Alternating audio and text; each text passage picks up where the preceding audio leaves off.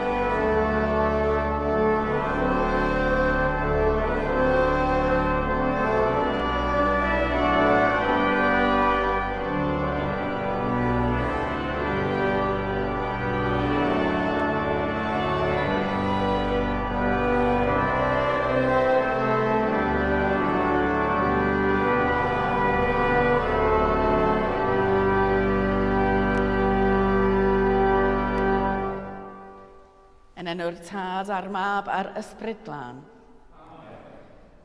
Oddi yw ein Tad a barodd o'i fawr drigaredd, ein geni ni o'r newydd i obaith bywiol, trwy atgyfodiad Iesu Grist, oddi wrth y meirw, gras a thangnefedd a fo gyda chwi. Hallelujah, atgyfododd Crist.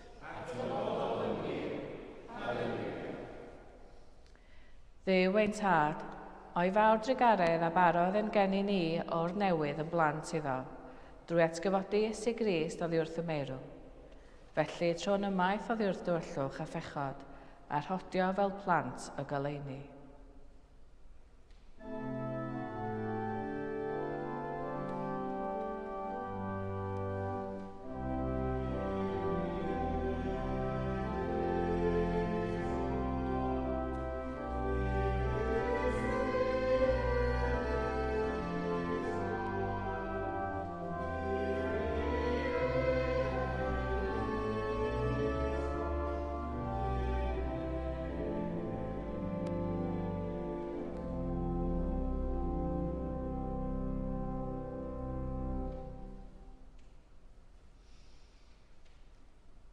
Dad Nefol, yr ydym wedi pechu ar feddwl, gair a gweithred, a heb wneud hyn a ddylem, mae'n wyddrwg gennym, ac yr ydym o ddifrif yn edi farhau.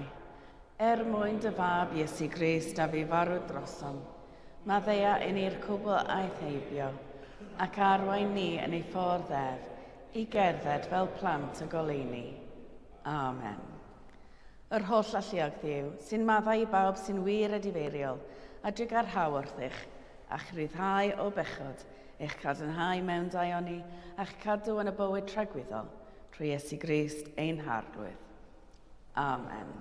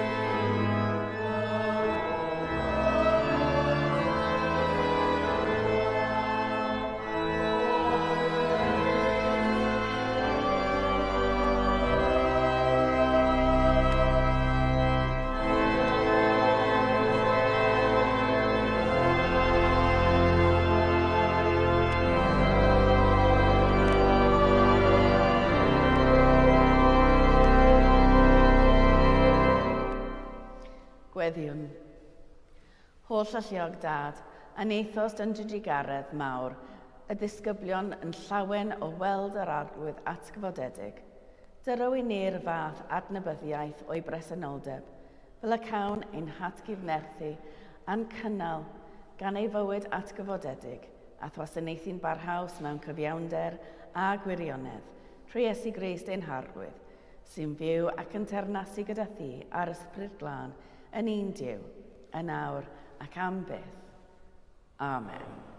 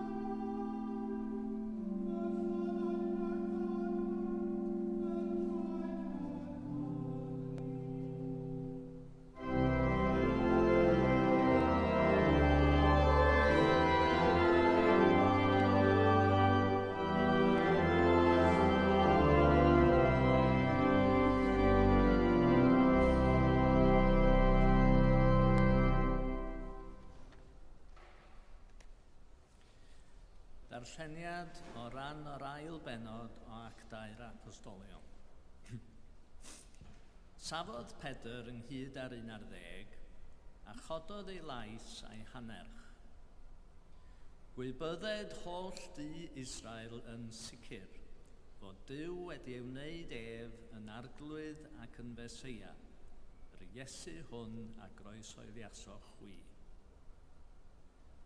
Pan glywsant hyn, fe'i dwys bigwyd yn ei calon, a dywedasant wrth Pedr a'r apostolion eraill, beth am nawn ni gyfeillion?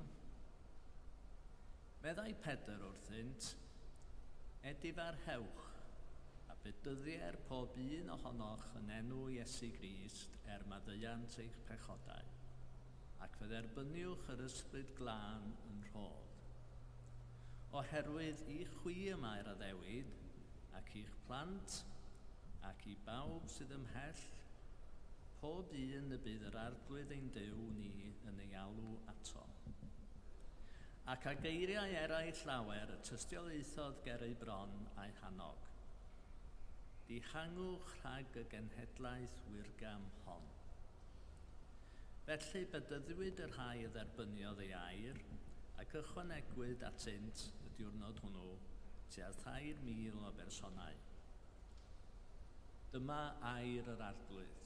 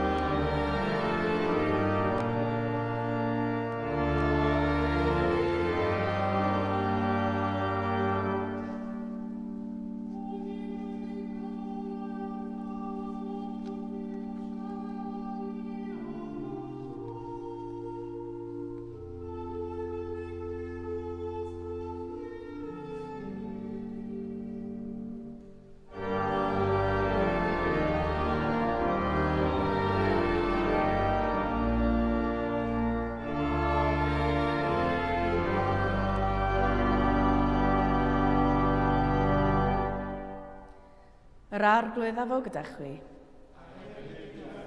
Grandewch i fengil Crist yn ôl Sant Lig. Yn awr, yr un dydd, yr oedd 2 ohonynt ar ei ffordd i bentref. Oedd eti 1 kilometr ar 10 o Jerusalem o'r enw y maes. Yr oeddent yn ymddiddan a'i gilydd am yr holl ddigwyddiadau hyn. Yn ystod yr ymddiddan a'r trafod, nesaoedd Iesu ei hun atynt a dechrau cerdded gyda hwy. Ond rwystrwyd ei llygaid rhag ei adnabod ef. Meddai wrthynt, beth yw'r sylwadau hyn yr ydych yn ei cifnewid wrth gerdded? Safasant hwy a'i digalondyd yn ei hwynebau. Atebodd yr un o'r enw Cleopas. Rhaid mai ti yw'r unig ymwelydd â Jerusalem nad yw'n gwybod am y pethau sydd wedi digwydd yno yn y dyddiau diwetha hyn. Pa bethau, meddai wrthynt. Atebasant hwytha, y pethau sydd wedi digwydd i Iesu o Nazareth, dyn oedd yn broffwyd nerthol ei weithredoedd a'i eiriau yngwydd Duw a'r holl bobl. Traddododd ein prif offeiriaid ac aelodau ein cyngor ef i'w ddefrydu i farwolaeth, a fe croeshoelio sant. Ein gobaith ni oedd mai ef oedd yr un yn mynd i brynu Israel i ryddid, ond at hyn oll, heddiw yw'r trydydd dydd, pan ddigwyddodd y pethau hyn. Hynny, fe'n syfrdanwyd gan rhai gwragedd o'n plith, eithant yn y bore bach at y bedd a methasant gael ei gorff, ond dychwelsant gan deiri ei bod wedi gweld angylion yn ymddangos a bod yn rheini'r dweud ei fod ef yn fyw. Aeth rhai o'n cwmni allan at y bedd, a'i gael yn union fel y dywedodd y gwragedd, ond ni welsant mohono ef. Meddai Iesu wrthynt, mor ddi-ddeall ydych, a mor araf yw eich calonnau i gredu'r cwbl a lefarodd y proffwydi. Onid oedd y rhaid i'r Meseia dioddef y pethau hyn, a mynd i mewn i'w ogoniant. A chan ddechrau gyda Moses a'r holl proffwydi, dehonglodd iddynt y pethau a ysgrifennwyd amdano ef ei hun yn yr holl ysgrythurau. Wedi iddynt nesau at y pentref yr oeddent ar ei ffordd iddo, cymerodd ef arno ei fod yn mynd ymhellach. Ond meddant wrtho, gan bwyso arno, aros gyda ni oherwydd y mae hi'n nosi ar dydd y dirwen i ben. Yna aeth i mewn i aros gyda hwy. Wedi cymryd ei le wrth y bwrdd gyda hwy, cymerodd y bara a bendithio, a'i dorri a'i rhoi iddynt. A gorwyd ei llygaid hwy ac adnebu asant ef, a diflannodd ef o'i golwg. Meddant wrth ei gilydd, ond nid oedd ein calonnau ar dan ynom wrth iddo siarad â ni ar y ffordd, pan oedd yn egluro'r ysgrythurau i ni, codasant ar unwaith a dychwelyd i Jerusalem, cawsant yr 11 ar dilynwyr wedi ymgynnull yn hyd ac yn dweud fod yr arglwydd yn wir wedi ei gyfodi. Ac wedi ymddangos i Cymun, adroddasant hwythau yr hanes am ei taith, ac fel yr oeddent wedi ei adnabod ef a doriad y bara. Dyma efengil yr arglwydd, moliant i ti o Grist.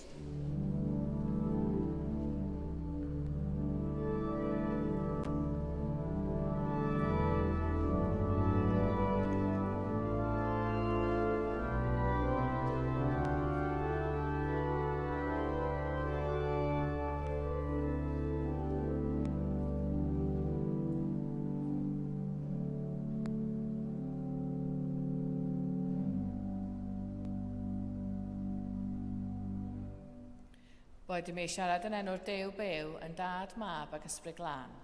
Amen.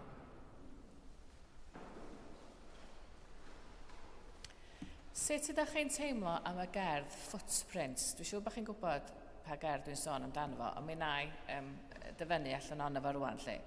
Ydych chi'n gweld o yn llawn cysur, ta ydych chi'n gweld o chydig bach yn sentimental. So hwn ydy'r Footprints. Un noson breuddwydiais fy mod yn cerdded ar hyd y traeth gyda'r arglwydd.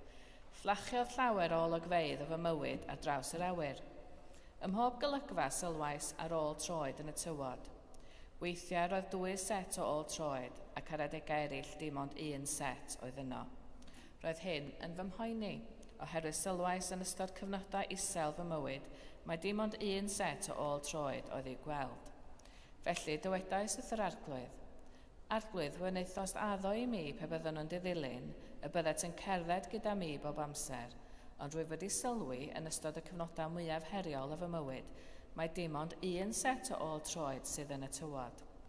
Pam, pan oedd arnaf eich angen fwyaf, nad oeddet wedi bod yno i mi.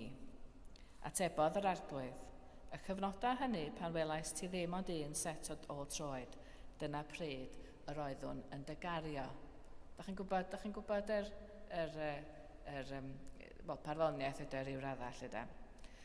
Dwi'n gwybod bod pobl yn teimlo bod hwnna yn gysurlon iawn, ond mae rhaid i fi ddeud, dwi hefyd wedi gweld rhai fersiynau o Footprints sydd yn chydig bach mwy doniol. So mae yna un sydd yn deud tua'r diwedd, enghraifft, a dyma y twll sy'n nes i ollwng chdi, dyna sy'n ma'n gorffan, a dyma'r pant lle nes i ddisgo di yn cicio ac yn sgrechian. So dwi'n cweit licio'r fersiwn yna hefyd. Ond wrth ymchwilio'r gerdd, dwi wedi darganfod bod sawl person dihoni na mae nhw oedd yr awdur. Ond mae'r rhan fwyaf o bobl yn meddwl mae Mary Stevenson naeth i ysgrifennu. Ond mae'n ironig dydy cerdd sydd wedi dod â gymaint o gysur i bobl, ond mae'n dipyn o ffraid i bod ynglŷn â pwy sydd wedi chyfansoddi hi. Wel, da ni'n credu bod Iesu wedi'n cario ni, neu wedi llusgo ni yn cicio ag ysgrechian, dwi yn hoffi'r syniad yma bod Iesu yn cyd-gerdded ochr yn ochr â ni ar daith bywyd. So dros yr wythnosau dwytha adra, da ni wedi bod yn sbio ar y gyfres Pilgrimage ar BBC. Dwi'n yn gwybod os rhywun arall wedi bod yn edrych arno fo. A mae yna griw rwan o celebrities yn cerdded i Lindisfarne. Dwi wedi bod yn Lindisfarne, mae'n le hynod o ddel. A fel Cadeirlan hefyd, da ni wedi bod yn ymgynnull mewn grŵp bach ar Zoom yn darllen llyfr Tristan Owen Hughes ar Bererindod hefyd. A mae themau Bererindod yn eitha cyfarwydd i ni tydyn, bod y daith yn aml yn bwysicach na'r terfyn, a bod y bobl sy'n cyd-gerdded efo ni yn gallu rhoi dim yn unig cwmni i ni, ond mewn welediad i ni hefyd. Mae Pererindod hefyd yn sôn am bwysigrwydd lle, a mae'r eglwys gadeiriol hon yn sicr yn denu pererinion yn ogystal ag ymwelwyr. O breidio gilydd yn hwyrolweddu, da ni yn dod ar draws pobl sydd yn cerdded y ffordd tuag at Enlli. A da ni byth yn mynd i wybod o ddydd i ddydd pwy sy'n mynd i daro mewn i'r gadeirlan. Ac da ni'n wedi edrych ar yr ystadegau am 2025 yn iawn eto, ond yn 2024 mae yna rhyw 30 o bobl yn taro mewn i'r gadeirlan ar gyfer talaeth bob diwrnod, felly mae hynna'n nifer reit uchel yn dydy. Ond thema bwysig mewn Pererindod yw bod pobl annisgwyl a lleoedd annisgwyl yn medru agor ein llygaid ni i Dduw ac i ni ein hunain. A mae hanes y ffordd i emaes yn ein atgoffa bod Iesu ei hun weithiau'n cerdded efo ni, a nina heb sylweddoli. Ond fel o'n i'n dweud, dwi yn poeni braidd bod ni'n weithiau'n rhy sentimental am y stori yma. Roedd mae yna themau eraill yr un mor bwysig hefyd, yn enwedig y wers am lletygarwch, a'r syniad mae'r ffordd rydyn ni'n trin dieithriaid ydy'r ffordd rydyn ni'n trin Crist ei hun. Mae'n atgoffa fi o'r stori yna da ni'n aml yn glywed yn ystod tymor yr Advent, geiriau Iesu am y dyddiau ola, pan mae Iesu'n deud fod gwasanaethu'r newynog, y sychedig, y dieithrin, y claf a'r carcharor yn gyfystyr â gwasanaethu Iesu ei hun. A fel da chi'n cofio, dwi'n siŵr, mae Iesu'n gorffan drwy ddeud, yn wir rwy'n dweud wrthych, gan eich bod wedi gwneud hyn i un o'r lleiaf o'r brodyr hyn i mi y gwneithoch. Felly gwers y stori yna a gwers emaes mewn ffordd ydy dyda ni ddim bob amser yn gwybod gyda phwy rydyn ni'n delio â nhw. Fel Cristnogion, da ni'n credu bod bob person wedi'i greu ar ddelw Duw, a ddylsa hynna drawsffurfio sut ydyn ni'n trin pawb. Mae'r storia yma, y ddwy ohonyn nhw, yn ein hatgoffa y dyla craidd ein gwerthoedd ni fod yn hyn, trin pob person fel pe bai nhw'n Grist ei hun, ac yn enwedig y rhai sydd fwyaf gwahanol i ni, y dieithrin, y tlawd, y newynog. Roedd yr wythnosau yma cyn ac ar ôl y Pasg yn hynod o anodd i'r disgyblion. Wrth iddyn nhw gerdded ar hyd ffordd y maes, dwi'n siŵr y bod y ddau yma yn teimlo yn ddryslyd a hefyd yn bryderus. Ella eu bod nhw'n poeni am agor eu colonna i'r deithrin yma, achos oedden nhw'n gwybod pwy oedden ac oedden ella bod o'n ysbiwr neu rhywbeth, achos oedd yr adag yn yn beryg iddyn nhw fel disgyblion. Ac yna, rydyn ni'n gweld Iesu yn dawel ac yn amyneddgar yn esbonio bob dim iddyn nhw. Dwi'n meddwl beth sy'n ddiddorol am y straeon ar ôl y Pasg ydy eu bod nhw'n dangos fedrydd pethau byth fynd yn ôl i fel oedden nhw.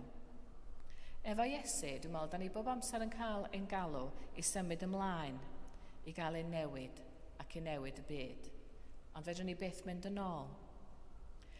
Mae un o'r diwinyddion dwi'n hoff ohoni, Karen O'Donnell, wedi sgwennu lot am trauma a diwinyddiaeth, a mae wedi sgwennu llyfr o'r enw Broken Bodies.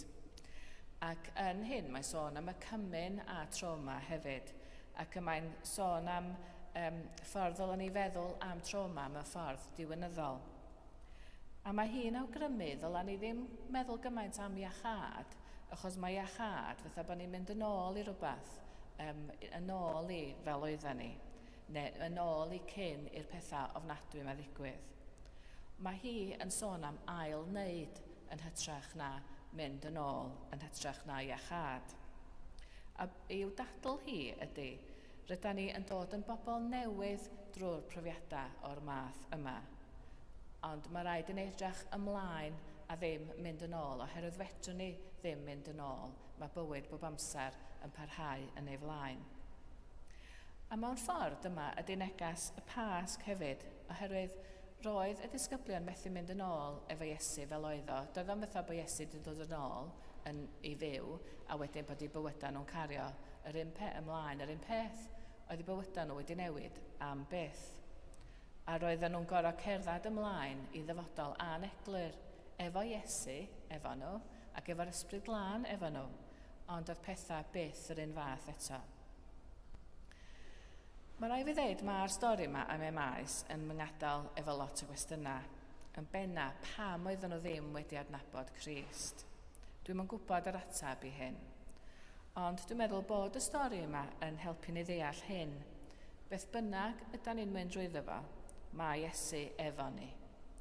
A pyn ydyn ni'n ei adnabod o neu beidio, a mae Iesu'n dod ato ni mewn pobl eraill yn ei air, mewn rhyw fath o welediadau da ni'n gael weithiau.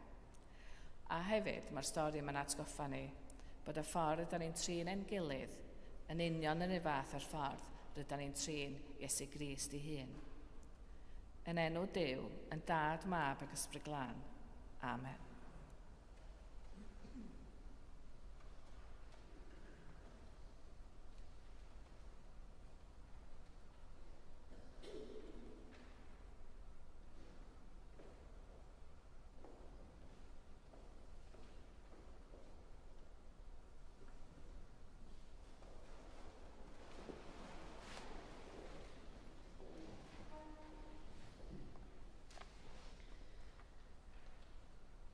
Cyd-dywedwn credwr bedydd.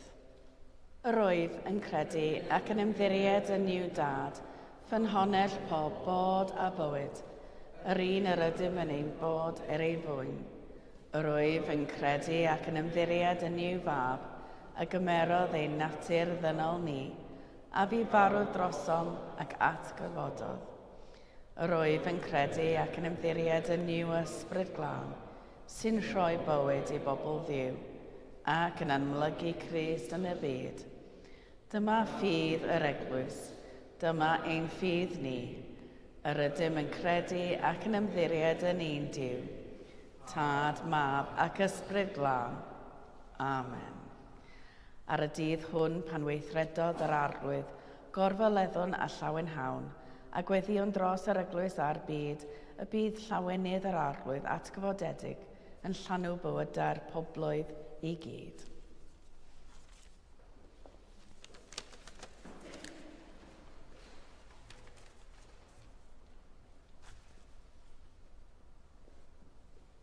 Gweddiwn. Pie Iesu. Pie Iesu. Qui tollis peccata mundi, dona eis requiem. Dona eis requiem. Iesu trigarog, Iesu trigarog, ti sy'n dwy'n ymaith bechodau'r byd. Rhoi ni orffwys, tragwyddol. O Dduw, diolchwn am neges y Pasg, am y sicrwydd a fi gan dy fuddugoliaeth dros farwolaeth. Mae cariad o hyd yn cael y gair olaf. Rhoddais i ni yn newyddion da fod y Pasg ar gyfer pawb, nid ar gyfer yr ychydig rai. A ddysga ni i rannu y newyddion da. Oedd i blant Duw ddweud, mae ei gariad hyd byth. Gyda'n holl galon a'n holl feddwl gweddiwn ar Dduw, ti sy'n deilwng oll o'n can. Gweddiwn dros yr eglwys a grewyd er ddogoniant. Gweddiwn dros yr holl fyd. Dy rodd i ni. Ei safwn yn wylaidd o'r flaen y bydd cyfiawnder a heddwch yn ffynnu tra bo lleiad. Efengil tangnefedd o'r heg dros y byd. Oedd i blant Duw ddweud, Gweddiwn heddiw dros ein deon manon a'i chyd gweithwyr. Diolch am ei hamynedd a'i merth i arwain eglwys deiniol sant i ddyfodol llawn gras a chariad. Gwyddom yn sicr y byddi di arglwydd gyda hwy a gyda ninnau. Efengil tangnefedd wyt. Diolch am y cyfeillgarwch a deimlwn wrth i ni gyd addoli a chyd ymledu gair y Iesu a chyd ymuno yn y Gymraeg. A'i bod i'r cyfeillgarwch yma ledu drwy'r eglwys gyfan ac allan i'r gymuned a thu hwnt wrth i ni wynebu heriau mawr y byd. Efengyl tangnefedd dos rhagos yn awr. Oedd i blant Duw ddweud, a'i gariad. O dad, gad i ni gofio bore yma am y rhai sydd dan bwysau gorthrwm, rhyfeloedd, casineb. Mae'n fydd mor rhyfedd yn tydi, a boed i arweinwyr byd gael ei goleuo gan dy gariad di-ddiwedd, fel bod heddwch a llawenydd yn trechu trais a thristwch. Plan a hadad tangnefedd yn eu calonau, efengyl tangnefedd dros rhagos yn awr.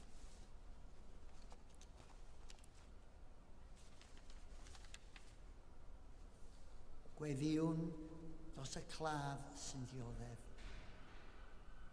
Cofiwn am Elma Anwyl, Cymun Anwyl a Leslie Anwyl.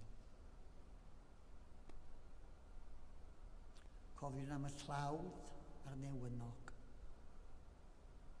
y gorthrymedig, yr unig, a'r sawl sydd â neb i'w caru, yr oedrannus, yr eiddiw, yr ofnus a'r pryderus, y digymorth a'r diobaith, ymestyn allan tuag atynt yn dy gariad, a diolch i bawb sy'n gynhaliaeth iddynt. Oedd i blant Duw ddweud, mae ei gariad. Gadewch i ni weddio dros y rhai sy'n galaru y bore yma, y rhai sy'n wylo am anwyliaeth.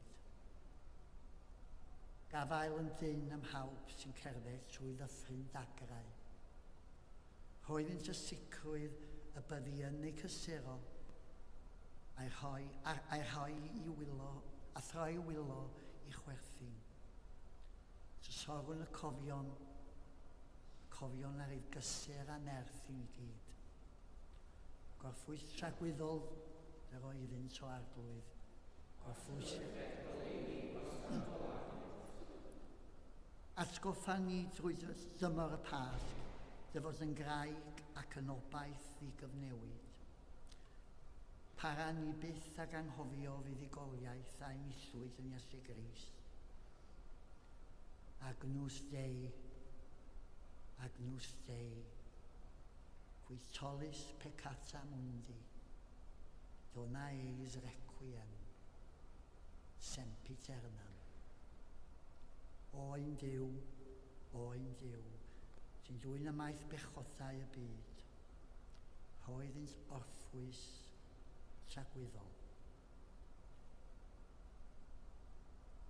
Mae dy gariad hyd byth o Dduw, a llawen hawn ar y dydd hwn pan weithredais di.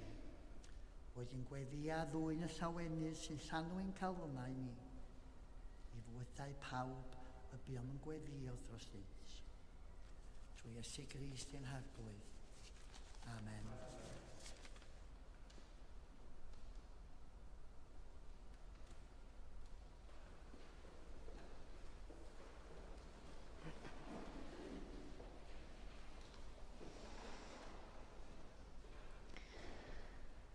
Gogoniant yn y goruchaf i Dduw, ac ar y ddear tangnefedd i bawb y mae'n ymhyfrydu ynddynt. Tangnefedd yr arglwydd a fo gyda chwi bob amser. Gadewch i ni gynnig arwydd o dangnefedd.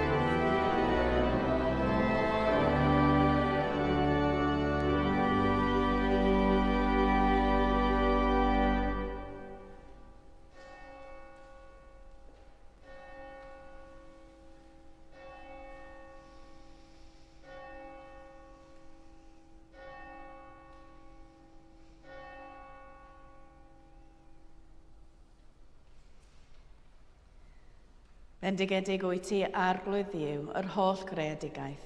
Trwy dy ddaioni y mae gennym y bara hwn i'w offrymu, roedd y ddeiar a gwaith dwylo dynol, fe ddaw i ni yn fara'r bywyd. Bendigedig fydd y Dduw am beth. Bendigedig wyt ti arglwydd Dduw, yr holl greadigaeth.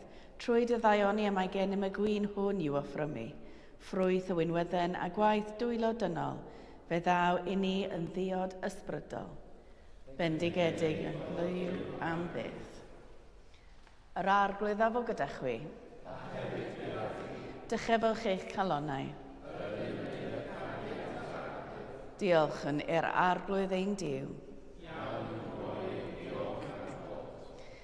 Iawn yn wir, ein dyletswydd a'n llawenydd bob amser ac ym mhob lle yw diolch i ti, Dad Sanctaidd, holl alluog a buddiwiol Dduw, trwy Iesu Grist ein harglwydd.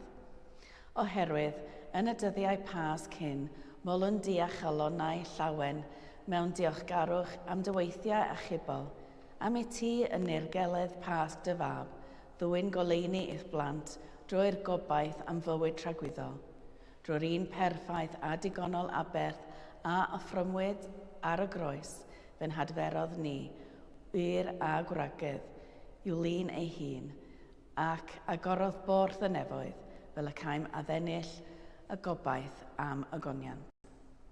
Felly gyda llir angylion a holl gwmpeinir nef, gyhoeddwn ogoniant dy enw ac ymuno â hwy yn ei hemyn di-derfyn o fawl.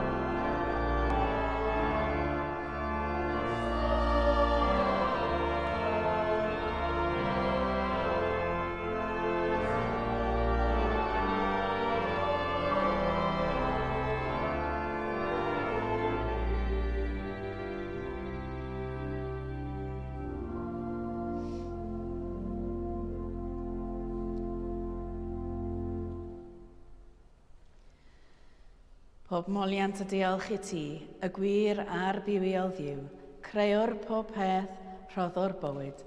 Lluniais ni a dy ddelw dy hun, ond yr ydym ni wedi difwyno'r ddelw honno a syrthio'n bryn o thogoniant. Rhodd yn ddiolch i ti am anfon dy fab i rannu ein bywyd ni. Fe hildiais di farwolaeth fel y caer byd ei achub, a'i atgyfodi oddi wrth y meirw, fel y bywyd ni fyw yn ddiwedd ac yntau yn omninnau. Sancteiddia ysbryd y bara hwn a'r gwyn hwn, dyroddion i ni, fel y bont i ni yn gorff a gwaed ein iachawdwr Iesu Grist. Y nos y brydychwyd ef, cymerodd fara, ac wedi rhoi diolch, fe torodd a'i roi i'w ddisgyblion gan ddweud, cymerwch, biwtewch, hwn yw fy nghorff a roddau drosoch, gwnewch hyn, cof amdanaf.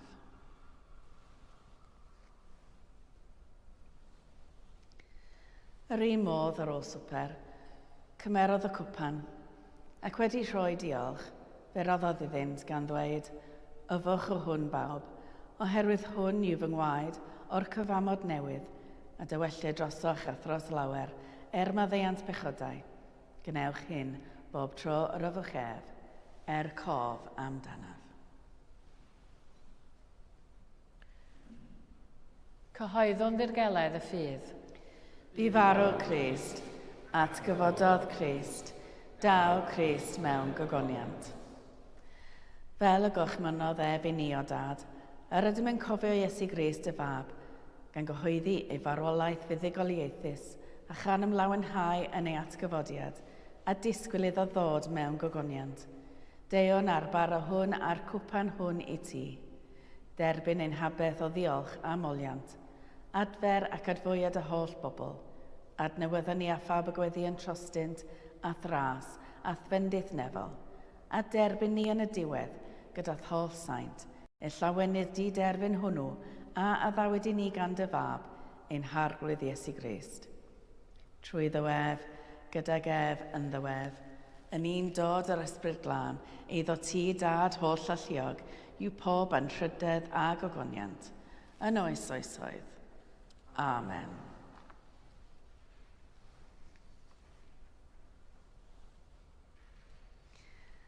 Yn unan cyfach ein harglwydd atgyfodedig, gweddiwn fel y dysgodd ef i ni. Ein tad, y rhwnnwyd yn y nefoedd, sancteddiad y enw, deled y dernas, gwneled y wyllus, megis yn y nef, felly ar y ddeiar hefyd.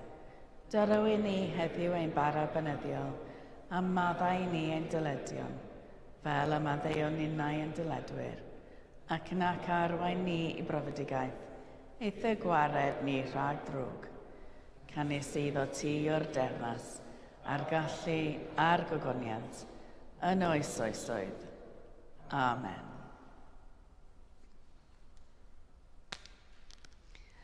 Halleluia, y bara yr ydym yn ei dorri, cymyn corff Crist ydyw.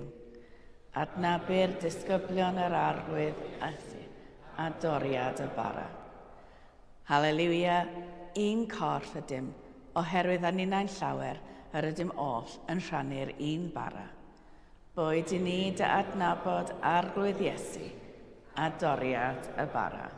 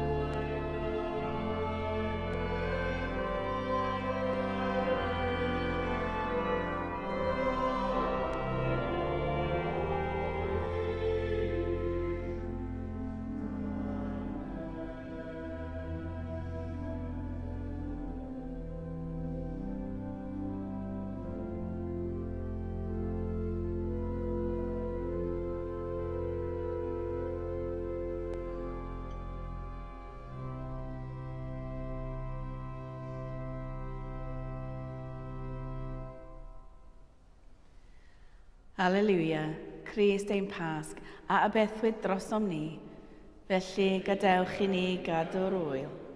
Halleluia.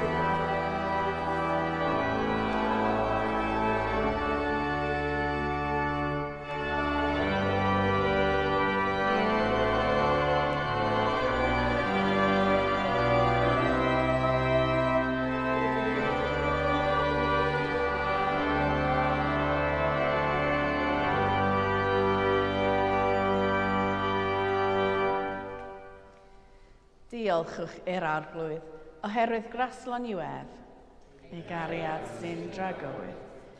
Ddiw'r gwirionedd, yr ydym wedi gweld a'n llygaid, chyffodd a dwylo fara'r bywyd. Cryfha ein ffydd, fel y tyfwn mewn cariad at a ti, ac at ein gilydd, trwy Iesu Grist ein harglwydd atgyfodedig. Amen. Yr arglwydd a fo gyda chwi. Bydded i'r holl alluog Dduw a roddodd i ni'r fuddugoliaeth trwy atgyfodiad ein harglwydd Iesu Grist, roi i chwi lawenydd a thangnefedd wrth gredu, a bendith Dduw holl alluog, y tad, y mab a'r ysbryd glân, a fwy'n eich plith, ac adrigaw gyda chwi yn wastad. Amen. Ewch mewn tangnefedd i garu a gwasanaethu'r arglwydd. Hallelujah, hallelujah. Yn enw